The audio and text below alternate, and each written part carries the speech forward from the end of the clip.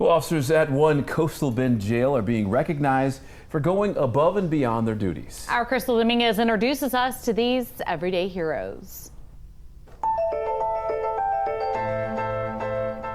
4 months into her job as a corrections officer, Raquel Gonzalez has already saved an inmate's life. February 13th started off like any other day. A roll call for inmates. Everybody was accounted for, everybody was alert. After returning from a short break, she could hear an inmate yelling for help. I'm yelling, who's calling my name, who's calling my name. With 72 inmates in her care, she finally spotted 2 female inmates on the floor, one suffering from a stroke. The inmate is alert, she's awake, she's not speaking, she's not answering my questions. That's when medical crews arrived. They take her out in a wheelchair. All day, Raquel anxiously waited. She did survive.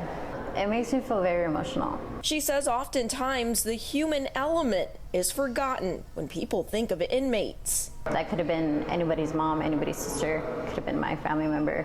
Nueces County Sheriff J.C. Hooper agrees. And just because they're in jail, just because they're in a low point in their life at this moment in time, they don't lose any of their rights. They don't lose any of their rights or their dignity as humans.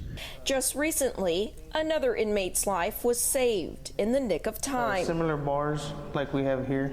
Sergeant Wesley Perez and Deputy John Martinez rushed to the cell. Called a 35H, which was a hanging in process, where he had tied knots on one side and had his face facing out.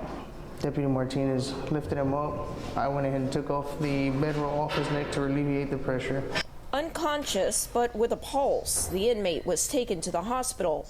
He survived. Whether it's a medical emergency or another life-threatening issue, that through their training and through their natural abilities, they're able to do something amazing, and we recognize those events. It makes me very proud. Sheriff Hooper says right now the jail is at 85% capacity and understaffed.